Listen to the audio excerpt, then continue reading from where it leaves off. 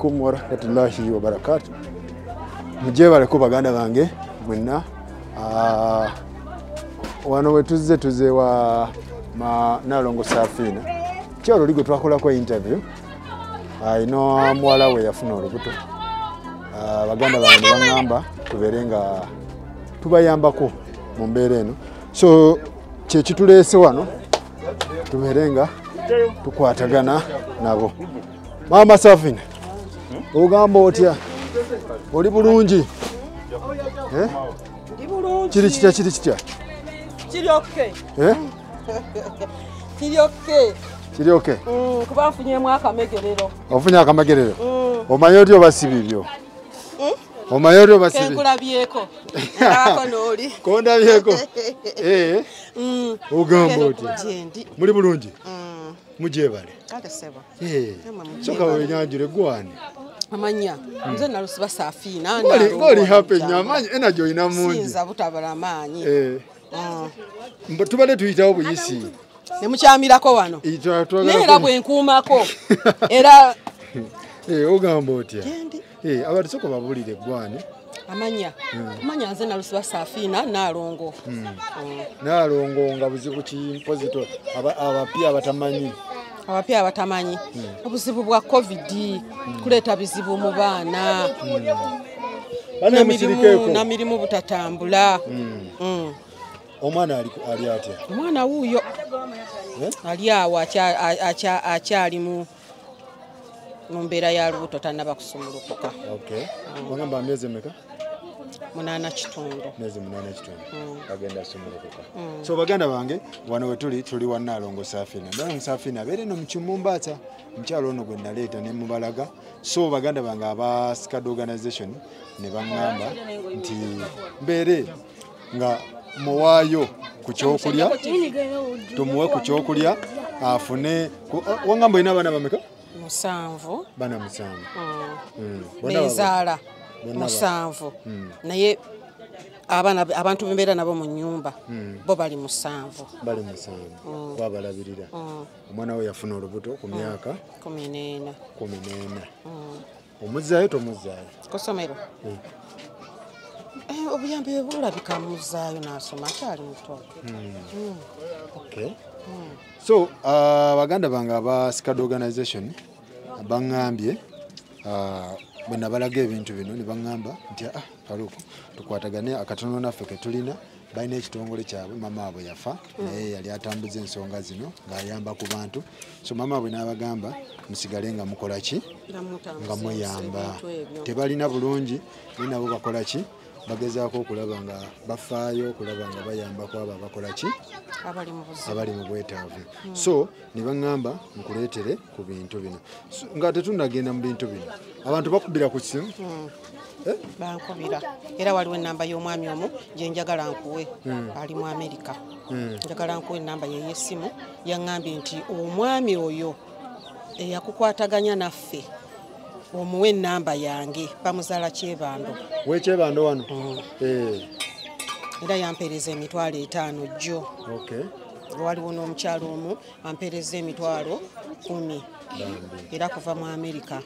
N'abalala abaabuno nampeerezayo ogumu era okukakana nguzeko essuuka ezo nguzeko n'obusuka buli wali mubuliddeko ne bulangiti weri wali mu nnyumba ebintu ng'ebyo. So ebitandika okuzaala wabifunye? Bifunye. Bucket waziguze? Jiki ye namuguze. Jiki wamuguze. Biki ebibulayo? Kati nga sente za ddwaliro geza nga motoka ngeyo kale ngo omuntu nga yakazaala abeera anywa abeera ebintu ng'ebyo. Kale wabeera weerezo okwekumisa. Okulwala tomanya baanaazaala simanyi nzaala kijanazaala.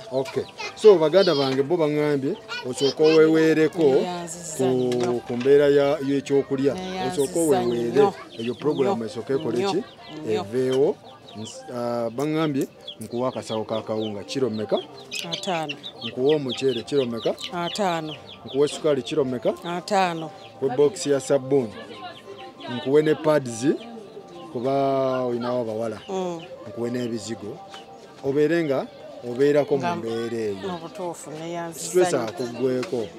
Era yawuse ebaza nnyo ekitongole kya SCAD okuwulira omulanga gwange guno bannange neeyanziza nnyo nyini ddala era bwe mujje mukama yabaddizaawo mwebale okubeera n'omutima ogwo omugabi mwebale nnyo mwebalire ddala mukama abaddizeewo omulwadde ye gyali mu nnyumba yaawo yabalaba ogamba otya mulwadde oli bulungi sagala kutunuza mu kamera lwakuba okyali muto tokkirizibwa kubeera mu kamera yange naye katumusabire asumulukuke bulungi tujja mukyekingako nga asumulukuse tulabe naye ministry ya ekwataganya n'ensonga z'abaana oba ne gavumenti giwa amagezi ku mbeera eno egenda mu maaso kuba liyo n'abazadde abalala baŋŋambye abaana baffe bazaalira kumukumu nze kyenkubiriza abaana mubeere bagumiikiriza bannange mutusuula mu buzibu nabo bennyini okwesuula mu buzibu okweraliikirira kati nze seebase simanyi oba anaazaala atya oba anaazaala atya katonda yamanyi muganda wange tubeera mu bweraliikirira oyo mumanyi omutegedde era yansanga wano kati baganda bange omukulu ono bamuyita Ibra Community Post Initiative. Community Post Initiative mugana mukola mirimu ki? Gwani nze Ibrahim Olusimbi Kiti. Nze founder wa ekitongole kibayita Community Post Initiative. Kina offices zaffe wano e Bwaise kwa Bani Arcade. Nga tukola mu communities, tukola social work. Muyamba ku bantu. Tuyamba ku bantu. Muyamba bintu ki?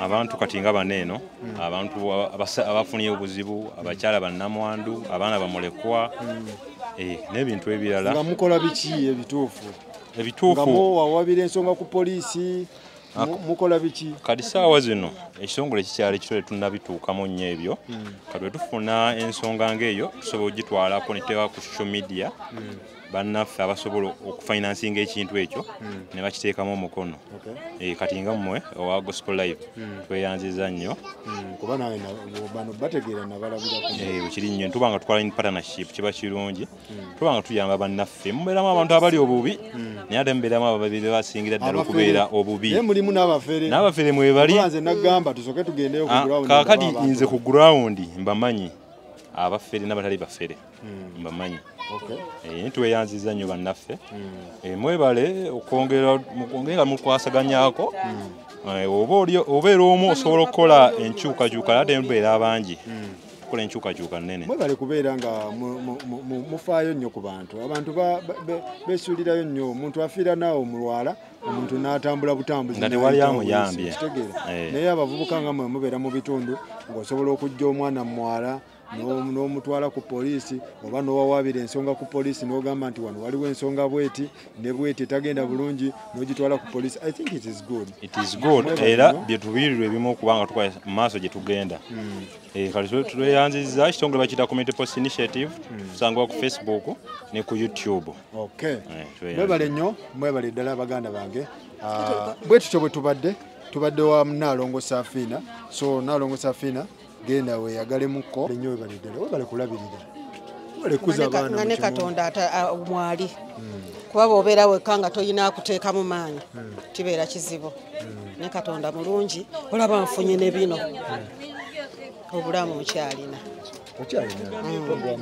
neyansiza nnyo era nebaza nabo bonna ampadde omutwalo ampadde akanaana ampadde ebiri bannange bonna mbebaza kuba mbadde sizirina mbadde siina kintu nakimu naye enguze eyo era nja kutandikira tweyanza nnyo tweyanzege mwebale nnyo mwebale ddala gavumenti muta amasomero abaana baddeyo ewaka kubanga embeera etabuse tuli mu Kimumbasa live and direct Kimumbasa wekitowe kiri kitegeeza muno mulimu amabaala mangi amabaala mwegali abaana mubakoza mutya tutyo kyenva ngamba nti omwana senga abawulira muzadde we n'atagendera kwe kuba gabisinga okola oba kulaba ng'oli alidde bulungi ate oba ewaka bo balidde bubi oba byebisinga okumalamu abaana baffe simanyi mwomuno ani bakuwasiza wano bawo ye yakuleeta wano oba wano ndi wa jjajja wange yafa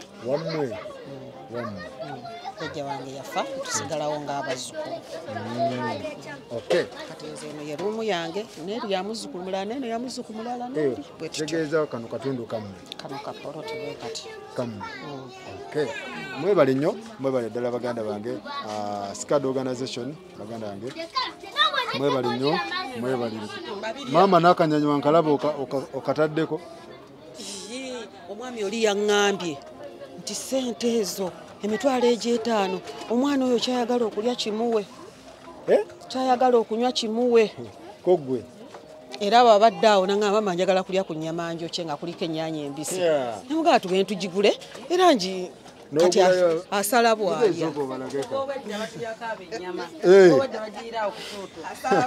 Okay. So kati akanyama ka mukyala wa lubuto muganda waffe yagambye ayagala alya akanyama mama n'akagula embeera bweti wetambula alhamdulillah bwettu ekintu bwekitambula. Mwebale nnyo mwebale ddala baganda bange abasikado mwebale nnyo okuyamba ku bantu bano.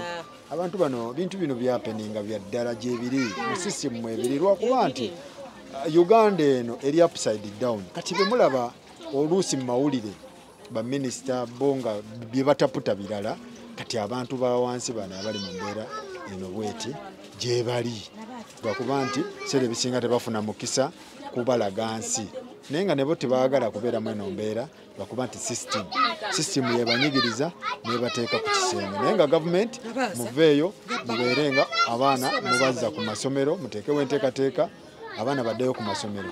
Waliwo eyaŋŋambye wa 12 naye yafunye olubuto akitegeera 12 naye yafunye olubuto. Can you imagine 13, 12, 14 bangi mugenda kikola mutya mubeere nga muteekawo enteekateeka abaana badde masomero mubagemereeyo babeereeyo omugugu gukendeere. Tweyanza nnyo tweyanzege resting kwagala nnyo muganda wange Ada kwagala nnyo baganda bange mwenna abasikado mwebale nnyo mwebale ddala baganda bange aba community post mwebale nnyo mwebale kuyambako bantu mu community eno ekituufu gye bali abanyigirizibwa naye tebafuna mukisa kubeera nga babuulira ensi kigenda mu maaso. Mwebale nnyo mwebalire ddala. Twalayo obeerawa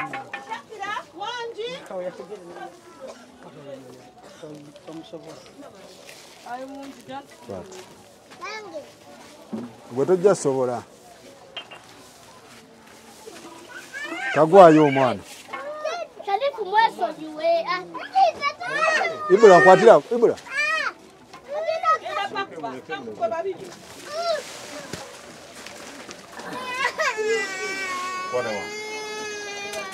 banaye muveeyo